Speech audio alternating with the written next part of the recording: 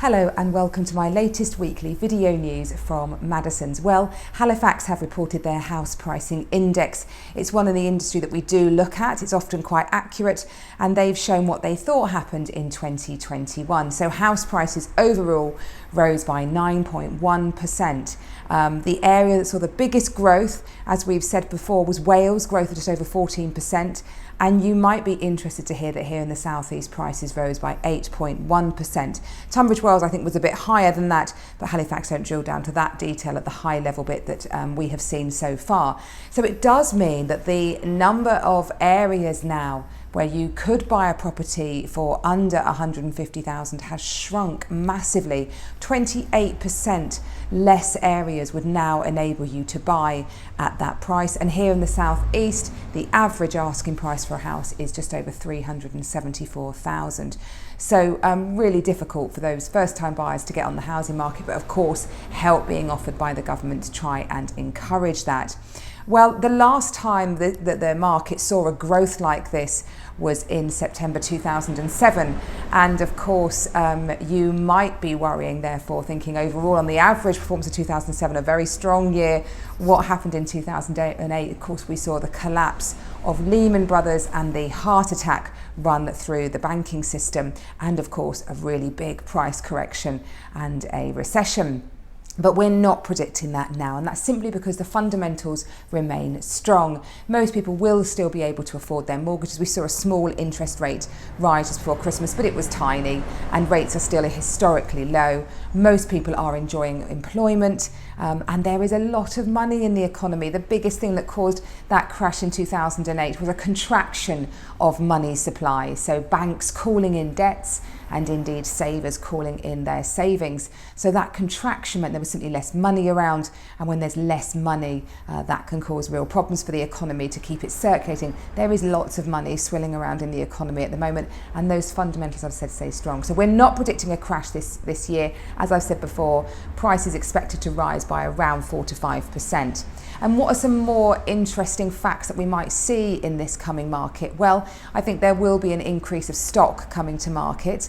It's felt very, very low lately, but I think that will improve. Most sellers are starting to understand that in order to get their properties, they have to be in a very, very strong buying position. So you've just got to get on and list your property and take a bit of a leap of faith. Search areas have increased, so many people are prepared to look at a wider search area without so much need to be close to ability to get to their place of work. The cities, and particularly flats, are rebounding. As the cities come back to strength, we are seeing people return to those areas. And of course, there is an abundance of flats available because they did struggle last year to sell in the search, or the race for space, as it was called. So lots of flats available. They're attracting lots and lots of buyers. But there will be a premium paid for space and privacy. And so if you've got a house that offers on those levels, then it will certainly prove very popular. So a good, strong year ahead. Well, as many of you know, I'm building my home, and one thing I'm quite passionate about is energy efficiency. Here in Tunbridge Wells, we are surrounded by beautiful period properties, but they come at a cost when it comes to energy efficiency. And a really interesting report showed that a vast majority of people who own energy performance properties would like to improve them. I think that figure was about 79% would love to improve them, but 54% don't have a clue how to address that. The reality is that most properties built pre-1920s didn't have cavity walls. A great way to insulate properties to put insulation inside the wall cavity. Well, they didn't have cavities, so you've either got to put insulation on the inside or the outside of the building. Of course, if you live in a conservation area, which is exactly where I'm sitting now, that will cause you problems, and it will greatly detract often from the beauty of a period property. That's why people like living in them. They are very, very beautiful. And the floors, of course, those can be hugely unenergy efficient.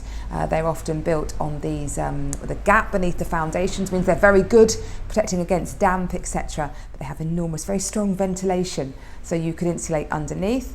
And of course, the roof is the final place that you have to look at. So making sure you've got good roof insulation. But of course, many period properties and listed buildings need to breathe. So it is a real challenge. The government, of course, it's a consultation. They're hoping to make or an onerous on landlords to have all rental properties at a C rating or below for new tenancies by 2026 and existing tenancies by 2028, and indeed to move to a zero carbon footprint for properties by 2050. That is an enormous ask when here in England we have the highest density of period properties in Europe. So I'm sure that there will be more grants given, new technology will come to the fore to address this, and hopefully we'll find a way to make our beautiful period homes more energy efficient. Well, two beautiful properties that I've launched, both of which are pretty energy efficient. One because it's a glorious new build, Highcroft on Reynolds Lane. It is an exceptionally high standard of build. It's a new property, but it feels quite period actually, thanks to the attention to detail that the developer's taken, and set with a glorious rocks background. And the location is perfect. Reynolds Lane is very popular because you are so close to the St John's district and all those great grammar schools, but it has a really rural outlook, and it's obviously presented beautifully free with no onward chain, big issue at properties at the moment. So that's on at a guide of 1.795. And then this lovely detached family house we've got in Ferndale. This is on at a slightly lower price at a guide of 1.1 million. Again, beautifully presented, lovely wraparound garden, great free-flowing accommodation, nice and spacious, and well worth a look, that one as well. If that's of interest, give us a call. Well, I hope you have a lovely week. Stay warm out there, and I look forward to seeing you next week. Bye-bye.